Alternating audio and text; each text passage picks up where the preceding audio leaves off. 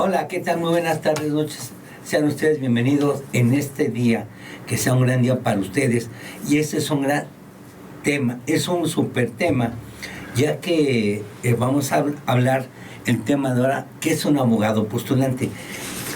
¿Por qué es necesario el abogado postulante?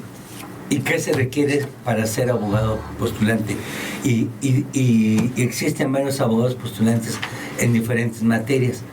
Vamos a conocer el por qué y que nos explique eso el maestro David Efraín Romero Sastre.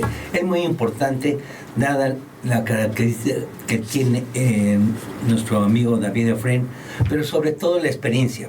David Efraín Romero Sastre, lugar de nacimiento, Ciudad de México, 18 de junio del 61. Formación académica, primaria, eso lo dejamos, secundaria, Colegio de Ciencias y Humanidades, Plantel Sur, Colonia Jardines de Pedregal. ¿Serás fifí, David? Y luego sigue la licenciatura en Derecho en Ciudad Universitaria de la Universidad Nacional Autónoma de México. Licenciada en Derecho con la tesis profesional Los grupos de presión en el Estado mexicano, marco jurídico y repercusiones políticas. A ver si un día hablamos sobre este tema, Claro. Está sensacional, porque yo creo que la gente, no somos de la generación Z, pero no conoce mucho esto. Y este es un súper tema, es algo que debe de darse a conocer. Facultad de Filosofía y Letras, Ciudad Universitaria, licenciado en Filosofía. Posgrado, especialidad en Derecho Penal en el Centro de Estudios Judiciales del Tribunal Superior de Justicia del Distrito Federal. Maestría en Derecho Penal en el Instituto de Ciencias Jurídicas de Estudios Superiores, actualmente Universidad de Tepantlato. Ejercicio profesional, Procuraduría General de Justicia del Distrito Federal. Sea agente del Ministerio Público del Fuero Común, abogado postulante desde 1990. En la Procuraduría estuvo del 87 a 90 como agente del Ministerio Público. Y después rectificó el camino y empezó a litigar, abogado postulante de 90 a 2000. Después estuvo en el Tribunal Superior de Justicia del Distrito Federal, secretario periodista del Juzgado de Primera Instancia, abogado postulante, retoma 2002-2026, reconocido por la Universidad de Tepatlato con la medalla del mérito, precisamente abogado postulante, en 1998. Pues es un reconocimiento que se le dio a David por eso mismo. Y qué mejor que él venga a hablar también de lo que es el abogado postulante. A partir de 1997 y hasta la fecha ha impartido pláticas, cursos y conferencias sobre tópicos de derecho en la Ciudad de México y al interior de la República. Bien, ese es rápidamente el currículum del maestro David Romero Sastre, y me voy a permitir que se haga su presentación, por favor. Adelante, David. Gracias. Pues ante todo, agradecer nuevamente esta oportunidad a la Universidad de Tepantlato, que pues tanto se esfuerza por poder difundir la cultura, que es uno de sus lemas de esta universidad, que es claro, la importancia de poder impartir el conocimiento, y que el conocimiento pues llegue a los más, para que precisamente pues haya plena conciencia de nuestra realidad social, de nuestro entorno, y que pues el desarrollo personal de cada quien, a través de los cursos y los conocimientos que se imparten en esta universidad, pues pueda alcanzar niveles aceptables, como para que cada persona, cada ser humano se pueda desarrollar plenamente. Entonces, agradeciendo, es un granito más dentro de todo ello, en este tipo de entrevistas, este tipo de transmisiones, a donde esencialmente lo que se persigue es eso: difundir la cultura con esa finalidad. Bien, yo entraría de lleno, David, porque mucha gente allá afuera quiere conocer qué es un abogado postulante, qué es, por qué les decimos esa palabra. Bueno, pues En realidad el término este de abogado postulante quizá hasta, yo diría un poquito redundante, ¿no? A lo mejor esto nadie lo maneja, nadie lo dice, pero es abogado, pues ya es el abogar, el interceder, el pues estar pidiendo por otro, ¿no? El simple término de abogado.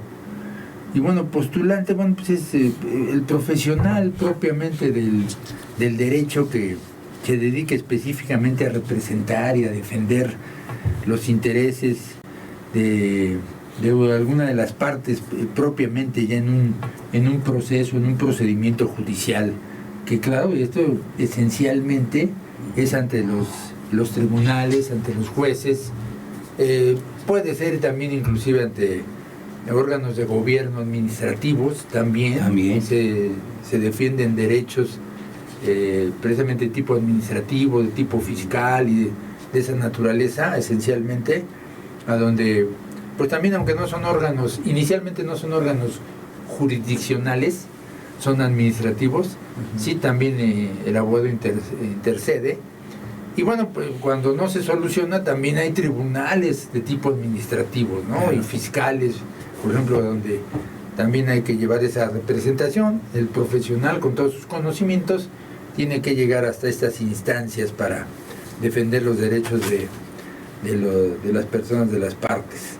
Esta pues idea, esta definición del abogado postulante debe distinguirse de lo que es el abogado litigante, que muchas veces se maneja como sinónimo y bueno, cuando lo mencionamos sabemos a qué nos referimos o a qué se refiere alguien cuando habla de abogado litigante, a diferencia de abogado postulante. Y bueno, pues es que el litigante propiamente son las partes, es una de las partes, claro, dentro de una controversia, dentro de un juicio. No es propiamente el abogado. Ya cuando además se le agrega abogado postulante, pues se están refiriendo al abogado postulante, ¿no? Cuando se habla uno de abogado litigante. Pero lo más correcto es hablar de abogado postulante más que de litigante, porque el litigante es la parte interesada en la controversia, en el juicio, ¿no? Es aquel que tiene un derecho y que quiere hacerlo valer ante un juzgado, está litigando, ¿no? Está pues llevando esa expectativa de derecho ante un juez para que pues lo declare, haga la declaración de ese derecho, o inclusive, bueno, pues se le ejecute en determinado momento, ¿no? Conforme al derecho, dependiendo del derecho que reclame, que se lleve una ejecución y que materialmente pudiera ya obtener ese beneficio, ¿no? El reconocimiento del derecho. Desde mi punto de vista, para tratar de entender qué es el abogado postulante, independientemente de estas precisiones que hemos hecho, de acuerdo a pues mi ejercicio profesional ya de 40 años, ¿no? Yo tuve bien titularme en 1986, estoy cumpliendo propiamente 40 años de abogado, de ser un profesional del derecho en ejercicio, ¿no? de la profesión. Es cierto que en algún momento breve fui agente del Ministerio Público y también fui proyectista, pero pues más de 36 años fue que he sido abogado litigante, abogado postulante, ¿no? Como se quiera decir. Y bueno, yo creo que el abogado postulante es propiamente el intermediario entre el derecho, como dicen, el derecho objetivo y subjetivo, que materializa, ¿no? Que logra materializar a favor del particular ese derecho. Es decir, cuando alguien sonó muy bonito. Alguien por ejemplo, reclama una libertad, ¿no? Ante un tribunal, ante un juez o un tribunal penal. Sí. Bueno, el derecho objetivo, como sabemos, es el que está en la ley.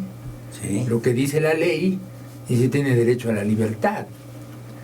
Y el derecho subjetivo es esa posibilidad de ejercer su derecho, ¿no? De esa petición que puede tener ante esa ley que existe objetivamente. Pero claro que lo que necesita el ciudadano es materializar, porque sí está muy bien que la ley lo diga, ¿no? Y está muy bien que tenga expedito su derecho, y dice, pues, que lo solicite, pero lo que requiere finalmente el particular es la libertad, ¿no? Por ejemplo, en un caso así de que se trate sobre su libertad. Finalmente sí, está en la ley y tengo mi derecho, pero yo lo que quiero es que me den la libertad. Sí. Entonces, el abogado postulante para mí es ese intermediario, ¿no? Entre el derecho objetivo y subjetivo que facilita o que debe de facilitar el materializar el derecho, es decir, concretarlo, que finalmente el ciudadano pueda gozar de su derecho y que diga, bueno, pues sí, estoy en libertad, ya la obtuve y ya estoy gozando de mi derecho de ser libre, por ejemplo, claro. ¿No? Entonces yo creo que ese es para mí lo que debe entenderse por lo que es el abogado postulante. Esto que menciono ahorita me recuerda mucho que cuando yo tenía mis hijos pequeños, una anécdota personal, me preguntaban, ¿no? De muy pequeños me preguntaban que yo a qué me dedicaba. Y entonces yo les decía, bueno, soy defensor. Y claro, muy pequeños, menos de 4 años, pero ¿cómo defensor? ¿Cómo? Entonces, claro, ellos tan pequeños imaginaban que yo iba y los defendía a golpes, ¿no? Y los agarraba a golpes a la gente, que atacara a mis clientes, y entonces que así los defendía. Bueno, en realidad, de una forma figurada, eso es, ¿no? Es ir a defender, muchas veces hasta en forma agresiva, ¿no? El defensor debe de entregarse totalmente, el postulante debe de entregarse, debe de sentir como suya la causa, para, pues, en realidad conseguir el derecho que se está en este momento violentando, el derecho que quiere alcanzarse, ¿no? Ante un tribunal, ante un juez. Y claro que sus conocimientos, su experiencia, todo lo que esté acumulado durante tiempo el defensor, primero con sus estudios, después con la experiencia, pues debe de ponerlos en práctica en favor de aquel que necesita que le reconozcan un derecho, ¿no? Esta cuestión del abogado postulante, pues en realidad podemos encontrar raíces históricas, ¿no? Desde tiempos muy lejanos, desde la antigua Grecia, Atenas. Parece ser que el primer abogado reconocido en la historia, que se le reconoce, se le da la calidad de, pues el ser el primer abogado, es Pericles, precisamente, ¿no? Claro. Allá por el año 400 antes de Cristo, ¿no? Estamos hablando todavía que en aquel tiempo, bueno, eran los tiempos precisamente de Sócrates, ¿no? Cuando en aquellos años, es antes de Cristo, en el 495, 429 antes de Cristo, y es el quien está como reconocido como el primero de los abogados, que era un gran orador. Pericles fue un gran orador, es considerado uno de los, pues el número uno, ¿no? En oratoria, y bueno, pues hacía alarde de su oratoria defendiendo precisamente, ¿no? a los particulares en Atenas, y bueno, pues esto le valió para ser considerado como el primer abogado en la historia, ¿no? Es considerado por muchos que fue el primero de los abogados. Vinieron otros, claro, podemos referir, por ejemplo, a Marco Tulio Cicerón, que fue el gran abogado técnico, mientras Pericles fuera, pues era un gran orador, y a base de oratoria era que defendía. Bueno, ya lo que es Marco Tulio Cicerón fue un abogado muy técnico, que en realidad pues utilizó mucha técnica jurídica, filosófica, ética, tratando siempre de convencer, y de oratoria también, ya sea en forma oral o también en forma escrita, también lo hacía. Se escribía muchos discursos de defensa, inclusive dentro de su biografía está, a ver que leer ese libro muy recurrido para conocer la biografía de Marco Tulio Cicerón. ¿Cómo se llama, David? La columna de hierro, de Taylor Caldwell. Esta pues es especie de una novela histórica, pero que sí nos da mucha luz sobre la vida de Marco Tulio Cicerón. ¿Lo puedes repetir para nuestra...? Es La columna de hierro, de Taylor Caldwell. Taylor es con Y, Taylor.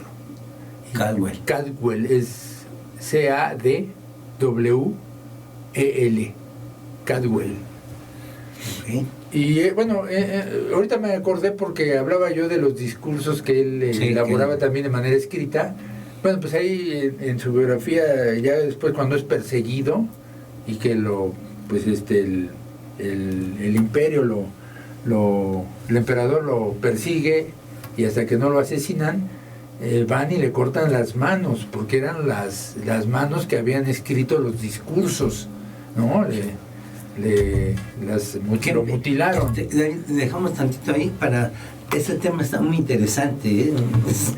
Está muy interesante. Vamos a una pausa y enseguida regresamos. Oye, Este es un pequeño homenaje al doctor Pedro Emiliano Hernández Gaona, quien falleció en mayo del 2022. Él se adelantó a la época del juicio oral y al uso de la toga como juez, ya que la toga se implementó a partir del 2003 en el Poder Judicial de la Ciudad de México. Él creía firmemente que el servidor público debería de estar vestido de manera formal, e incluso logró que el personal femenino tuviera de 2 a 3 trajes sastre para intercalar en la semana laborable. Logró, junto con otros jueces del reclusorio norte, realizar tandas para que todo su personal tuviera computadoras e impresoras, y así fue un pionero en la informática jurídica aplicada en la justicia. Maestro de la Facultad de Derecho en Ciudad Universitaria. Afectuosos saludos, maestro, donde quiera que te encuentres.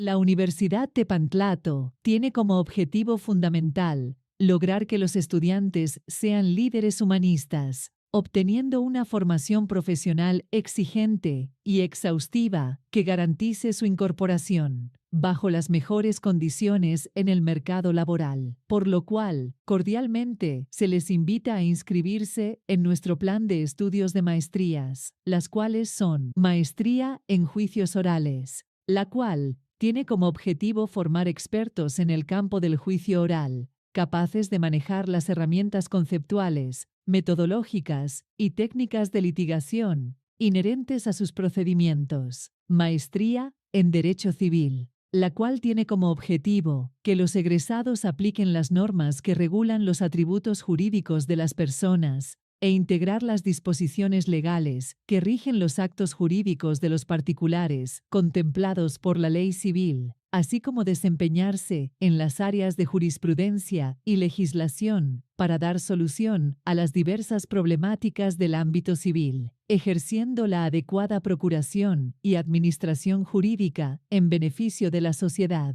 Maestría en Ciencias Penales, la cual tiene como objetivo formar maestros expertos sumamente competentes para analizar las ciencias jurídico-penales y solucionar problemas relacionados tanto con la comisión de delitos como con la tipificación de las sanciones aplicables, de acuerdo con las normas que en materia penal existen. Maestría en Derecho de Amparo, la cual tiene como objetivo formar maestros juristas capaces de analizar, aplicar y transmitir el derecho de amparo con un sentido ético y humanista a través de los principios constitucionales y legales del juicio de amparo. Maestría en Derecho Familiar, la cual tiene como objetivo formar maestros de excelencia que observan los derechos humanos consagrados en la Constitución Política de los Estados Unidos Mexicanos, bajo la preferencia de normas internacionales en los procedimientos de la materia familiar. Cabe mencionar que nuestras maestrías se imparten dentro de nuestro campus, ubicado en Baja California, 157, en la colonia Roma Sur,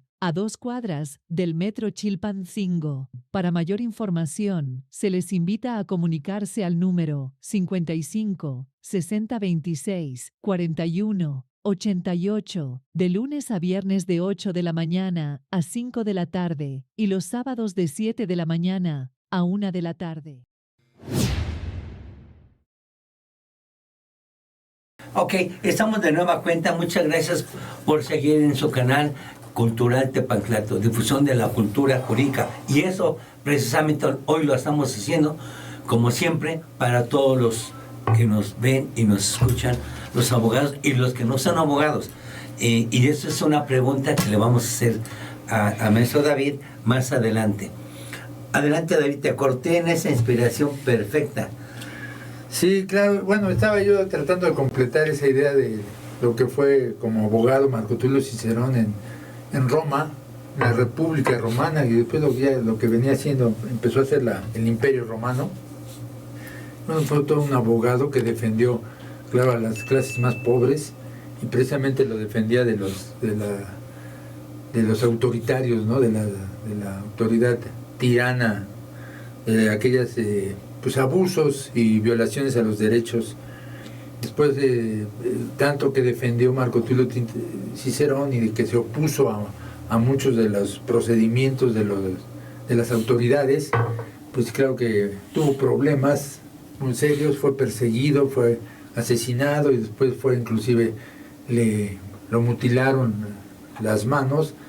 Se decía que por los discursos que había escrito en contra del emperador, y esto como escarmiento para que pues no hubiera más gente o más población que quisiera imitarlo, ¿no? O seguirlo. Entonces, pero fue un gran abogado, fue el abogado técnico reconocido por ya las estrategias que manejaba, donde ya pues sus piezas de oratoria incluían filosofía, historia, ética, psicología, ¿no? Tratando de convencer, y de hecho convencía a los tribunos, a las autoridades judiciales de aquella época de Roma, y lograba muchos beneficios para sus defendidos con sus intervenciones. Por eso también es muy muy reconocido en la historia este personaje, Marco Tulio Cicerón, cuya biografía es, y para quien tenga interés, pues podrá... Ya dijiste, sí, la columna de hierro. En este texto que he referido, ¿no? La columna de hierro. Oye, David, entonces ya se hacía el juicio oral. Era básicamente la oralidad la que tenía que ver. Sí. Yo siento que en esos tiempos siempre fue lo que privó la oralidad. Ajá. El juicio escrito, pues fue algo que vino ya muy posteriormente, ¿no? Okay. A formar parte de los métodos o las formas de seguir los procedimientos. Claro. Pero en aquella época fue escrito. También es lo que pasaba acá en nuestras tierras, ¿no? Así es. Con los originarios de aquí, los aztecas. De ahí también el término tepantlato, ¿no? Que pues recordemos que es precisamente una palabra náhuatl adoptada claro, para la cultura azteca, que precisamente significa el que habla o el que ruega por otro, ¿no? El que intercede precisamente para que le reconozcan sus derechos. Y ese es pues el término que aquí también se utilizaba, también era la oralidad, ¿no? Lo que se refiere también existía en esa forma, ¿no? Tepan, que quiere decir persona, y tlatoa, hablar. Entonces el significado es hablar a favor de alguien, a favor de alguna persona. Ese es precisamente el origen de la terminología del tepantlato. Aquí esta universidad, bueno, pues lleva ese nombre, precisamente pues es como un símbolo, ¿no? Un distintivo, más que nada sobre lo que es la carrera en Derecho y todo lo que se imparte aquí sobre la disciplina del Derecho, ¿no? Las maestrías, los doctorados, las especialidades y todo lo que tiene que ver con el Derecho, que es precisamente eso, el interceder por otro, ¿no? Es decir, que se tenga la capacitación suficiente, que se alcance el nivel de profesionalización suficiente para que pues un abogado pueda salir a defender a aquel que está siendo lesionado por algún derecho. Es inclusive que se ha hecho no solamente la universidad lleva el nombre, hay que decirlo, sí. También se entrega año con año la presea Tepantlato, ¿no? Tanto significado tiene el término en nuestra universidad, que se entrega una medalla, un reconocimiento, un mérito a aquellos que pues se han destacado dentro de las ramas del derecho, dentro de la disciplina, en el ejercicio profesional, ya sean por la administración de justicia, servicio público, en fin, hay diferentes rubros y modalidades por las que se entrega la presea, y por supuesto también, claro, se entrega por abogado postulante, ¿no? Entonces, bueno, también dentro de lo que es en estas tierras, en nuestro México, en lo que es el origen, que es precisamente la cultura azteca, pues también de la importancia del abogado, el abogado para pues poder descubrir o poder declarar algún derecho, ¿no? La intervención siempre en defensa de las personas, para que la autoridad, a final de cuentas, después de haber escuchado al particular, pues pueda resolver su situación legal. Y yo quisiera tomar tus palabras, David. Aquí está al centro, está en un códice, el Palacio de Justicia, sí. Y está precisamente el procesado en medio, está el juez escuchando los argumentos del Tepantlato. Ahí está diciéndole, ¿no? Luchando por él y dando su punto de vista, que es inocente, ¿no? No creo que haya sido, no, sí es culpable, ¿no? Pero está hermoso, ¿no? Porque está en el códice. Y ahí está, es parte propia de nosotros. Y a mí me gustó mucho que dijiste del gran Pericles, que tantos años, y luego de esta Marco Tulio Cicerón, porque casi nos vamos siempre con Marco Tulio Cicerón, de otra o será que se parecen era un nombre muy propio de los romanos, Marco Tulio, pero que fueron guerreros, emperadores, pero fue abogado, ¿eh? Sí. De eso casi te lo aseguro, que aunque hay abogados grandiosos, muy pocos saben de este paréntesis que acabas de hacer, extraordinario. David, te quiero preguntar algo. ¿Debe tener alguna característica el abogado postulante? Yo creo que sí, definitivamente, ¿no?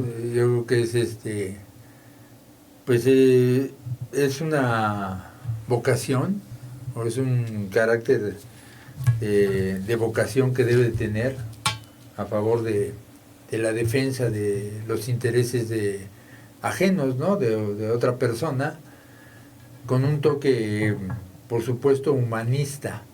Ujú. Yo creo que dentro de las profesiones podría yo señalar 3 profesiones que a mí me parecen 100% humanistas.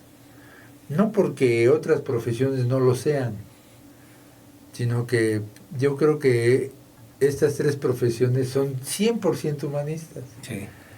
Y entre ellas yo siempre he dicho que la del médico es 100% humanista, ¿no? Sí, Porque sí. el servicio que da el médico Ujú. en favor de la salud, la integridad de la persona, la propia vida, ¿no? Que puede defender, pues es un servicio humanista.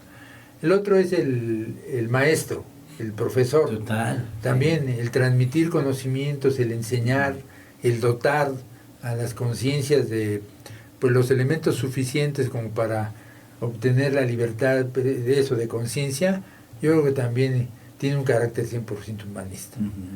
Y la otra, claro, la que nos ocupa, que es la del abogado. El abogado, precisamente el abogado postulante, Ujú. ¿no? Esencialmente es 100% humanista, a mí me parece, porque es el defender al desvalido, a aquel que pues ha sido lesionado, al que no se le ha permitido de una u otra manera pues ejercer su derecho, ¿no? Claro. O vivir sus derechos en plenitud, y que claro, eso no le permite desarrollarse en su totalidad, y que entonces, bueno, pues está viviendo con esa carencia. Entonces el abogado que pues se pone a su servicio y bueno, pues soluciona ese problema o lleva a los juzgados el planteamiento necesario para que se le reconozca el derecho, entonces es que aquella lesión que se le ha ocasionado, que se le puede estar ocasionando por no reconocerle algún derecho o por estarle cancelando algún derecho, dependiendo el caso como sea, entonces podrá sí desarrollarse plenamente. Y creo que eso es 100% humanista, ¿no?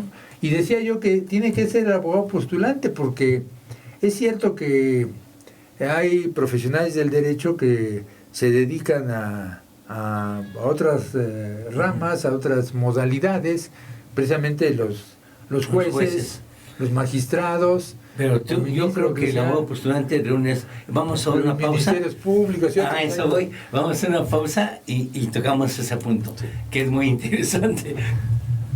El 16 de enero de 1976 nace la ENEP Aragón de la Universidad Nacional Autónoma de México, para dar educación pública superior a los jóvenes que deseaban estudiar de la zona oriente del Estado de México en Ciudad Nezahualcóyotl. En el año 2005 se hace realidad ascender a Facultad de Estudios Superiores Aragón de la Universidad Nacional Autónoma de México. Un grupo de egresados de la entonces ENEP Aragón entabló pláticas con las autoridades de la Universidad Nacional Autónoma de México e hizo posible la creación del Instituto de Ciencias Jurídicas de Abogados Egresados de la ENEP Aragón. En 1992 se logró obtener la acreditación por parte del rector José Sarucán Kermes en la Rectoría de Ciudad Universitaria.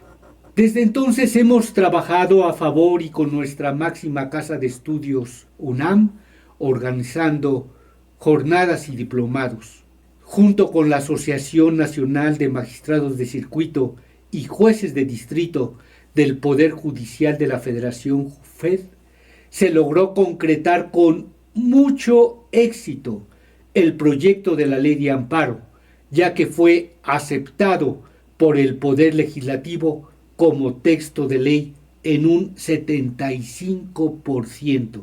Igualmente se proporcionaron becas de titulación para los alumnos pertenecientes a la ENEP Aragón. En el año 2004, un sueño se hizo posible: homenajear a los distinguidos maestros fundadores en activo de todas las carreras de la ENEP Aragón y Acatlán de la Universidad Nacional Autónoma de México, y se les entregó un reconocimiento por su labor al servicio de la sociedad, así como una medalla conmemorativa en el Anfiteatro Simón Bolívar, en el Centro Histórico, antiguo barrio universitario. Siempre estaremos agradecidos a nuestra amada Universidad Nacional Autónoma de México y a la ENEP Aragón por haber sido instituciones fundamentales que se crearon con tanto cariño y con un fuerte sentido de beneficio social. Nos despedimos con dos pensamientos fundamentales. Por mi raza hablará el espíritu. Y el segundo, por un derecho que sea ley universal de libertad. La Universidad Tepantlato tiene como objetivo fundamental lograr que los estudiantes sean líderes humanistas, obteniendo una formación profesional exigente y exhaustiva que garantice su incorporación bajo las mejores condiciones en el mercado laboral, por lo cual cordialmente se les invita a inscribirse en nuestro plan de estudios de doctorados, los cuales son: Doctorado en Derecho Civil, el cual tiene como objetivo formar expertos en desarrollo de investigaciones jurídicas, con talento para crear nuevos paradigmas en el derecho en materia jurídico-civil, siendo capaz de contribuir, a través de la investigación, al desarrollo del pensamiento jurídico e interpretar las disposiciones legales que rigen los actos jurídicos contemplados por la ley civil. Doctorado en Ciencias Penales, el cual tiene como objetivo formar expertos con estrategia y cultura jurídica para revisar, comprender y analizar los diversos fenómenos en materia penal, siendo capaz de proponer alternativas de solución a las problemáticas jurídicas y generar conocimientos innovadores en el campo de las ciencias penales. Doctorado en Derecho Familiar, el cual tiene como objetivo formar expertos en realizar investigaciones que ayuden a crear nuevos paradigmas en el derecho en materia familiar, alcanzando el nivel de conocimiento para contribuir al desarrollo del pensamiento jurídico universal y solucionar problemas jurídicos nacionales e internacionales en materia familiar. Doctorado en Derecho Constitucional, el cual tiene como objetivo formar expertos que realicen investigaciones de alto impacto, tanto a nivel teórico como social, con riguroso apego a los principios, valores y fundamentos constitucionales, siendo capaces de elaborar propuestas de solución mediante la interpretación del derecho constitucional en proyectos prácticos y que repercutan sobre la estabilidad social. Cabe mencionar que nuestros doctorados se imparten dentro de nuestro campus, ubicado en Baja California, 157, en la colonia Roma Sur, a 2 cuadras del Metro Chilpancingo. Para mayor información, se les invita a comunicarse al número 55 60 26 41 88, de lunes a viernes de 8 de la mañana a 5 de la tarde, y los sábados de 7 de la mañana a 1 de la tarde. Bien, estamos de nueva cuenta. Estamos platicando con el maestro David Romero que una característica del abogado postulante. Es extraordinario lo que nos estaba diciendo, y yo le quería hacer una pregunta de una vez, enfocarla. ¿Se ha ganado usted alguna vez, David, has ganado alguna vez algún asunto yéndote en la ampuera sobre algún tipo penal? Porque es extraordinario, es cuando como abogado hizo justicia, ¿no? Sí. Adelante, por favor. Sí, por supuesto que cuando uno obtiene algún resultado después de intenso trabajo en juzgados, sí, después de haber argumentado, alegado, recurrido, algún recurso, apelación, amparo indirecto, como sea, es muy satisfactorio, es muy reconfortable, ¿no? Ya obtener una declaración a donde le dan la razón a uno y que claro se refleja el beneficio hacia el cliente, a donde propiamente cuando se trata de asuntos penales pues dan la libertad, queda en libertad, ¿no? Lo que implica también la libertad después de alguien que le toca la experiencia de estar en alguno de los reclusorios en México. Cuando dicen libertad, bueno, pues es como darle una nueva vida, ¿no? Por todo ya ese es otro tema, ¿no? Sí, no. Los penales en México. Que nos tenemos que platicar de ese. Es un ambiente muy pesado y sí. después, bueno, la verdad, pues es como toda una victoria en un asunto. Es volver a nacer, David. Y claro, sí, yo recuerdo ya en alguna ocasión que me tocó alegar la inconstitucionalidad de un tipo penal, Ajá. que era el delito de encubrimiento por receptación, sí.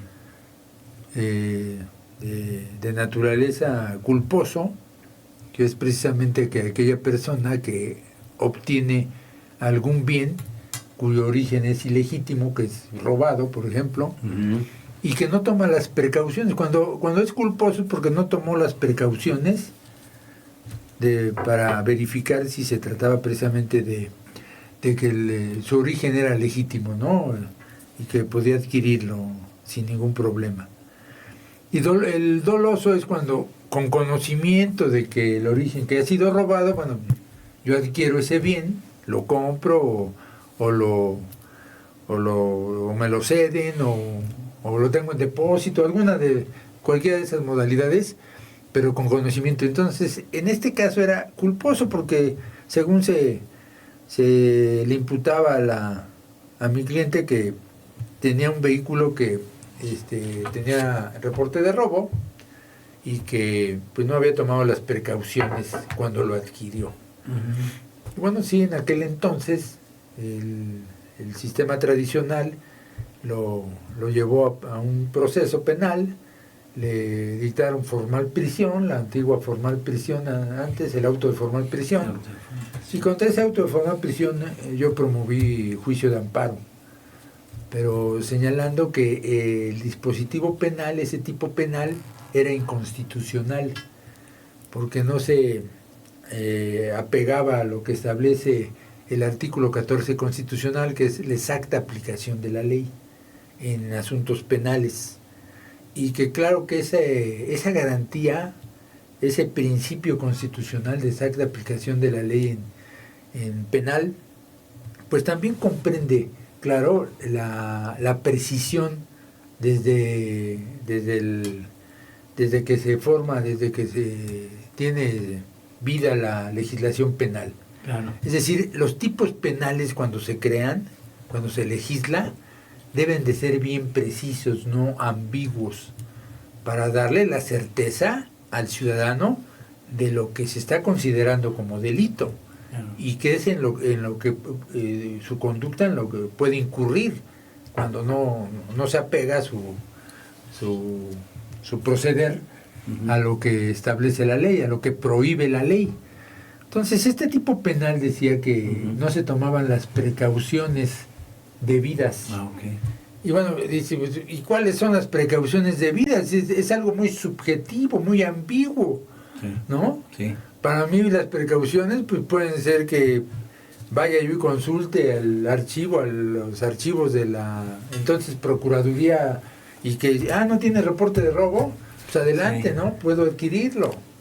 O estoy viendo, mi precaución ha sido que revisé bien los documentos que me presentaron, una factura, documentos, tarjeta de circulación, y los vi auténticos, y era suficiente. Entonces, como este tipo penal no era ambiguo, entonces se declaró la inconstitucionalidad de ese precepto, de esa disposición, de ese tipo penal, y bueno, pues eso fue suficiente para, claro, dar la libertad a mi representado en ese momento, ¿no?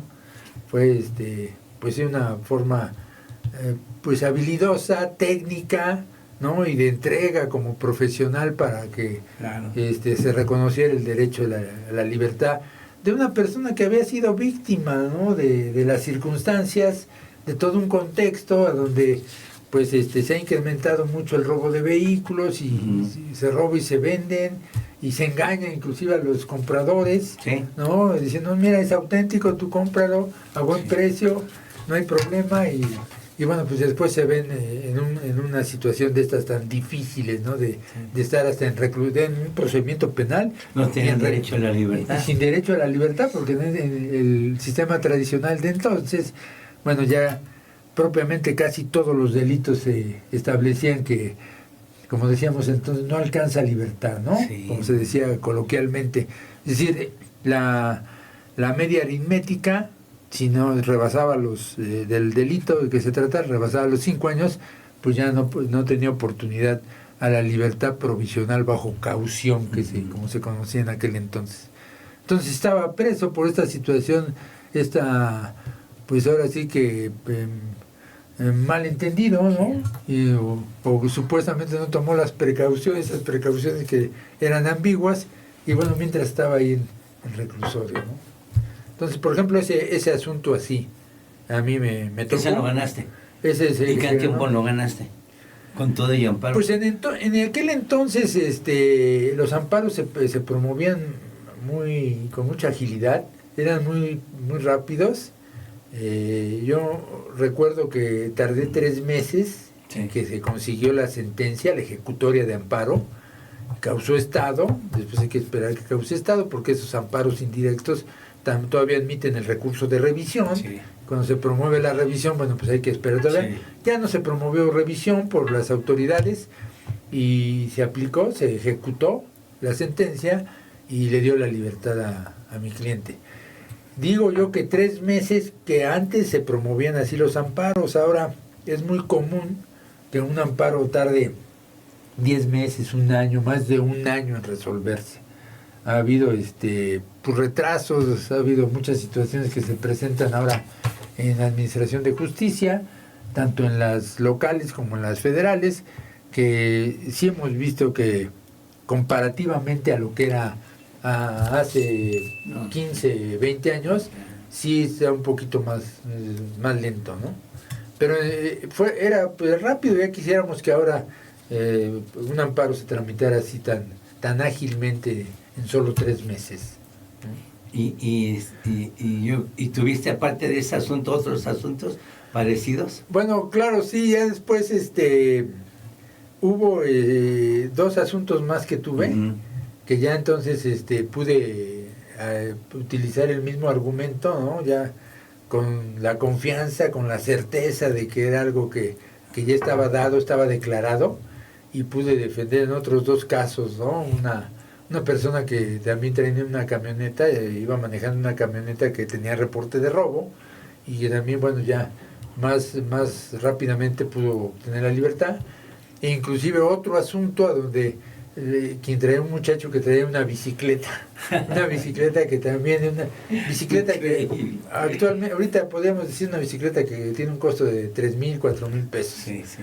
Que, o sea, muy bajo digamos, la cuantía, ¿no? El daño que se podía estar haciendo ¿no? con este delito, encubrimiento por restitución. Sin embargo, también no alcanzaba libertad, no alcanzaba caución o fianza, como decíamos antes, y estaba en reclusorio.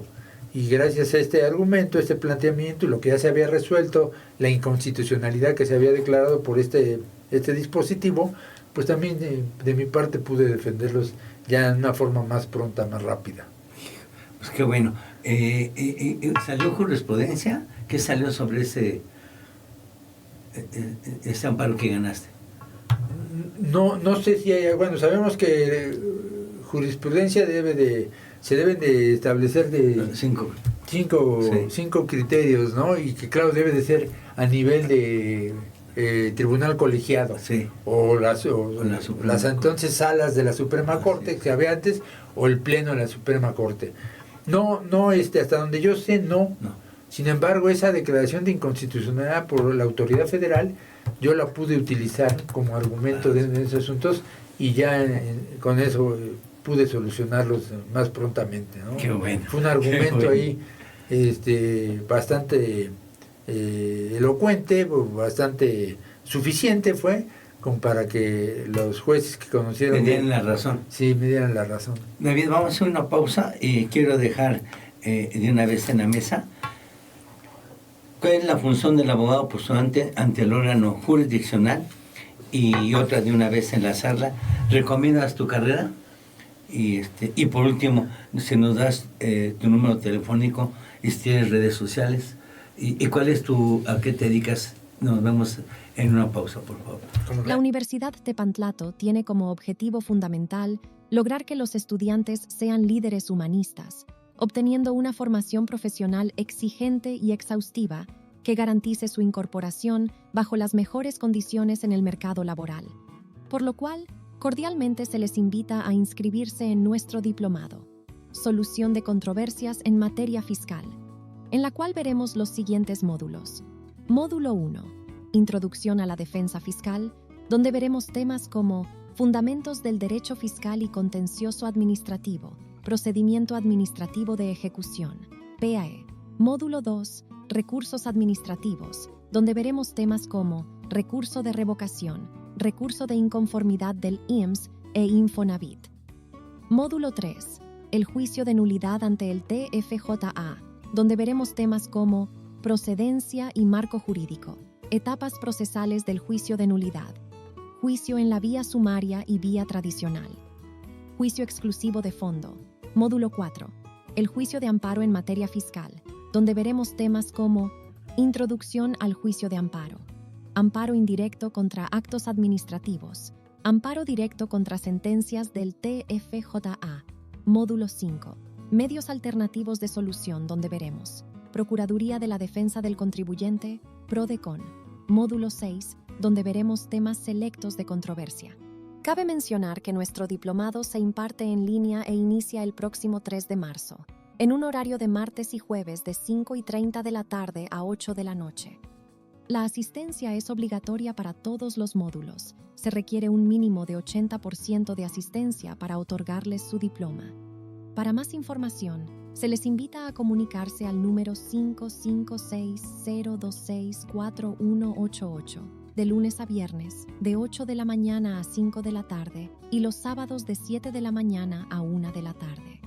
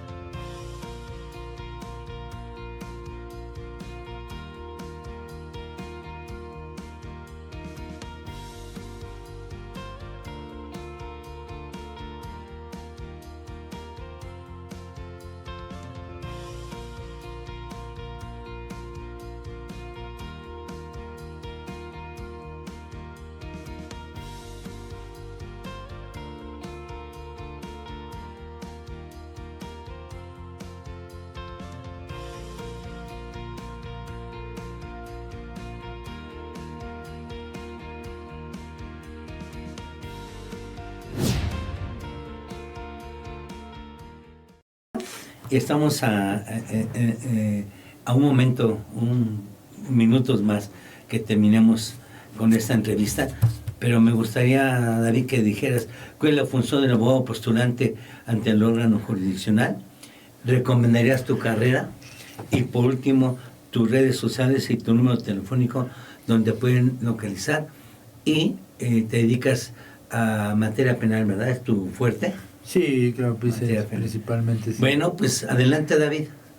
Sí, pues aquí yo lo que quisiera resaltar es y en relación a lo que veníamos comentando, a la pregunta anterior y a lo que veníamos comentando hace un momento, es que el abogado postulante debe tener una vocación de servicio social.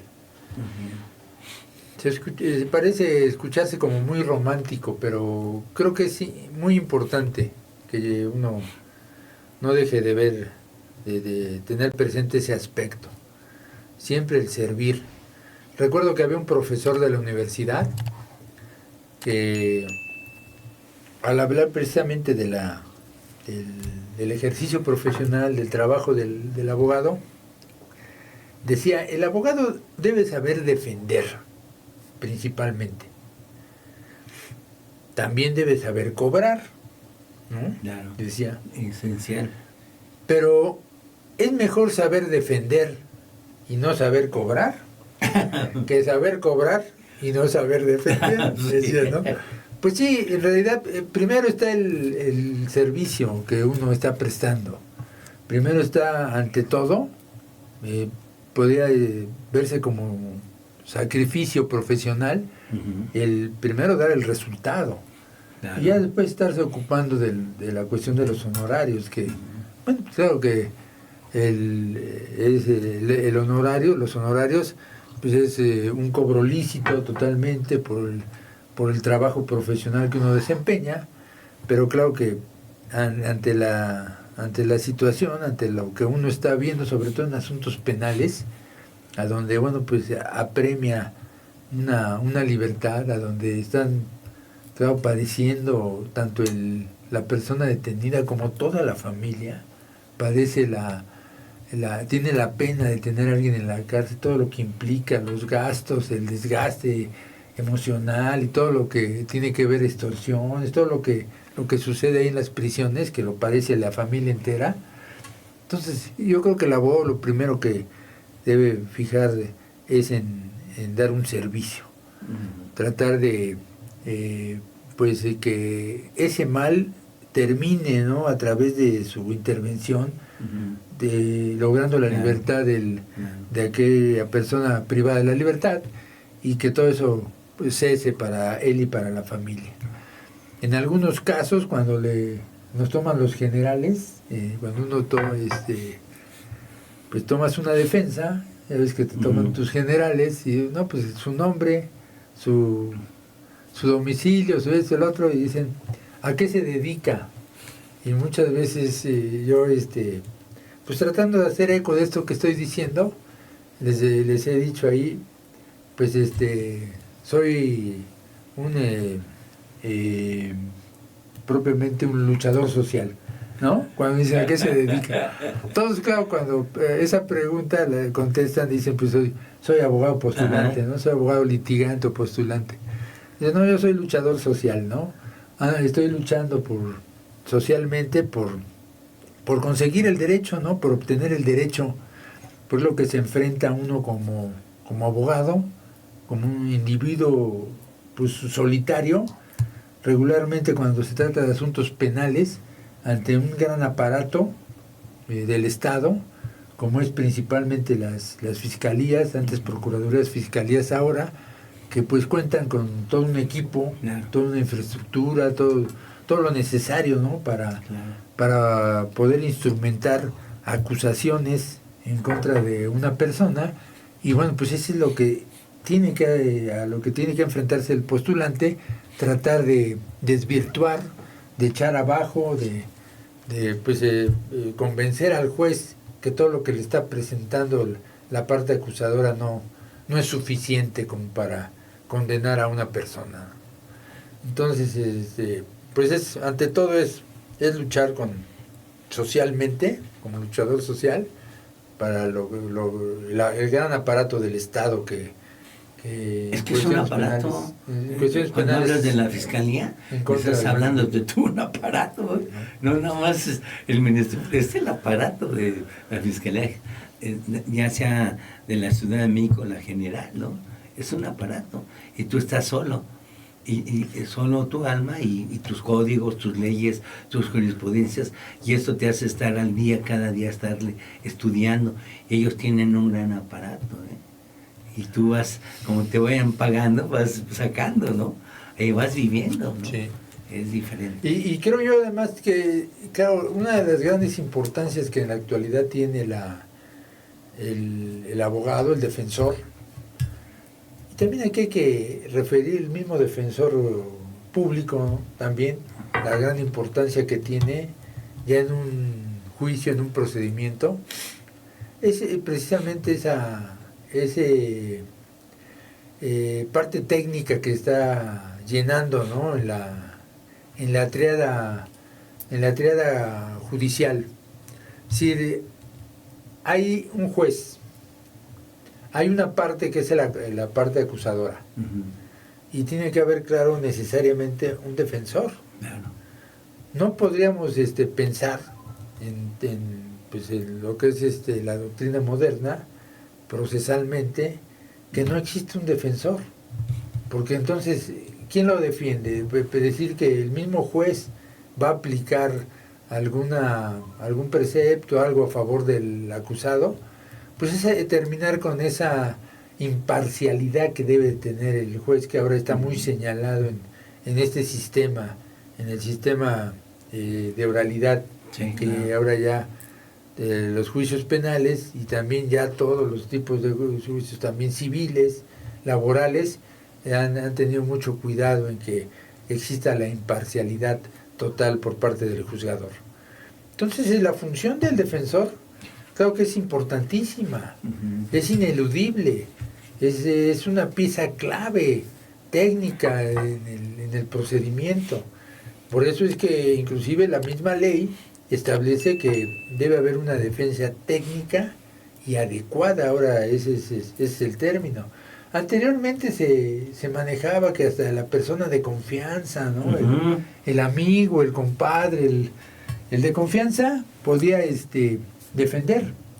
Pero ya después, con estas reformas, que fue la reforma a partir del 2006, 2008, sí, a la Constitución, sí, y después ya cuando se implementó la oralidad penal en todo el país, 2016, pues se tuvo mucho cuidado en que fuera una defensa técnica adecuada. Yo a eso agregaría ese antecedente histórico, que es la confianza. Es decir, sí necesita aquella persona que está requiriendo de un defensor, una persona de confianza, pero que además sea un profesional que pueda desarrollar una defensa técnica y adecuada. Y es decir, el punto de que sea de confianza sigue siendo muy, muy importante. Un amigo de él. Una persona de confianza, porque yo lo que también otras veces he dicho es que muchas veces el particular se refiere al abogado como mi abogado. Así es. Lo mío, lo íntimo, sí, parte mía, ¿no? Y difícilmente se habla de alguna otra profesión del médico, por ejemplo, que hace un rato referido al médico, al maestro, mi maestro o mi doctor. Sí se llega a decir, ¿no? Pero creo yo que esa frase de mi abogado siempre se hace con ese acto de fe, ¿no? Que quien está ya en una situación tan apremiante, tan difícil, que está en juego su libertad o que está en juego su patrimonio, dice mi abogado, ¿no?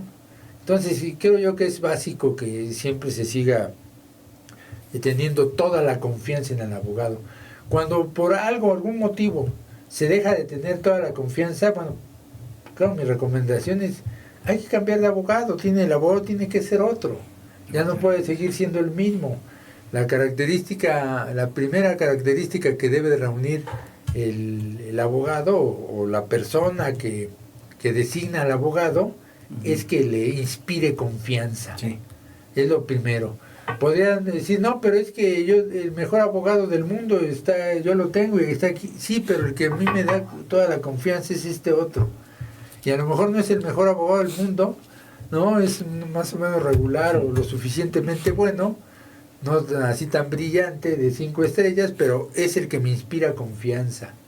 Entonces yo creo que es una de las características esenciales, ¿no? Para que un abogado sea nombrado. Yo he conocido abogados, David, que yo era muy joven y conocí abogados ya grandes, que eran todo un personaje, que no tenían grandes despachos, pero sabían lo que era ser postulante, y había grandes despachos que no sabían, estaban dedicados a otra cosa menos a lo que es el abogado, y ellos vendían su característica de otra manera, y este abogado que les podía dar una clase pero fatal, así, era mucho mejor, ¿no? Lo que acabas de decir, y no se podía hacer así, muy fifí si quieres, y el abogado el otro más tranquilo y todo, pero era excelente.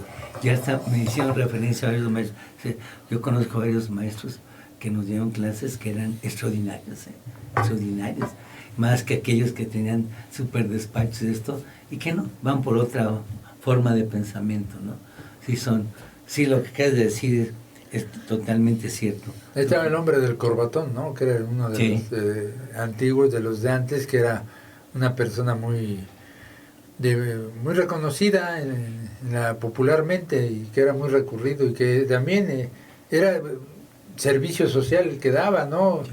Que cobraba cualquier cosa, y el caso era defender al más desvalido, al más pobre, el que no tuviera recursos, precisamente para contratar un buffet de abogados de renombre y esas cosas.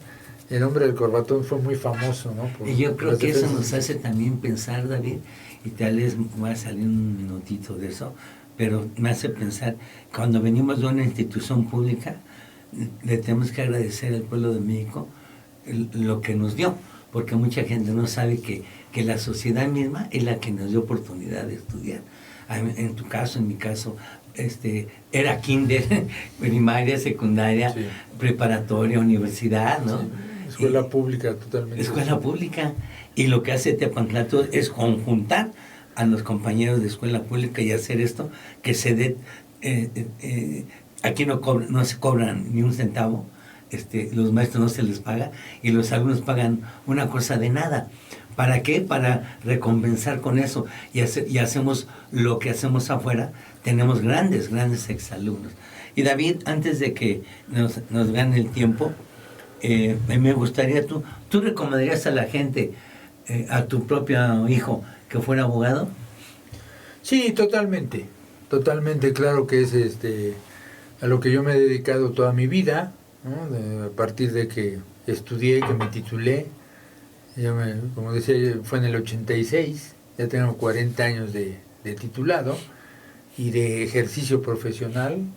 Siempre he ejercido la profesión, nunca me he dedicado a otra cosa más que a esto. Y con esa experiencia, por supuesto que yo recomiendo totalmente a aquellos que tengan inquietud, pues, no sería a mis hijos, familiares directos, o a cualquier joven inquieto ahí que pues se esté asomando hacia lo que es esta profesión, uh-huh, pues que la sigan, que la abracen, que la quieran, que se dediquen, claro, que estudien, y que pues sea en el mejor sentido, ¿no? Ya en el ejercicio profesional, el mejor sentido de vocación, de dar servicio a la sociedad, okay, ¿no? Dar un beneficio. Uh-huh. Entonces sí, por supuesto que la recomendaría yo totalmente. Hay que tener claro la inquietud, ¿no? El gusto por hacer esto. Es necesario, es importante. No se lo recomendaría a quien sea, pues hay quien sus gustos puede ser la música, por decir algo, y puede ser un gran talento, podría ser un gran talento, ¿no? Sí, claro. Un prospecto de talento en música, uh-huh, y bueno, pues alguien así que tenga vocación en otra materia, pues definitivamente yo esperaría que descubriera su vocación y que se dedicara a eso. Si tuviera dotes en ingeniería, por ejemplo, matemáticas y cosas técnicas, muy técnicas de ingeniería, pues sí que se dedica a otra cosa. Pero lo que es, mientras sea una carrera humanista, como la es el derecho, y se tenga ese sentido de vocación, por supuesto que le recomendaría el 100% David, ¿tu número telefónico y tus redes sociales? Sí, con mucho gusto. Claro que mi número telefónico es el 5511 7147 72, con aplicación WhatsApp inclusive para también tener comunicación vía mensajes. Y bueno, pues ahí me pueden encontrar. Mi nombre ya está en pantalla, ha estado en pantalla, y cualquier cosa pues, yo estaría a la orden, ¿no? Y ya por último, David, una breve reflexión. ¿Podría existir la sociedad sin un abogado postulante? No, yo creo que sería muy difícil pensar en la actualidad en que pues hubiera orden, digamos, ¿no? Que pensemos en que la norma jurídica lo que establece, uno de los propósitos, es guardar el orden en la sociedad a través de la aplicación del derecho, ¿no? Reconocer el derecho que a cada quien le corresponde.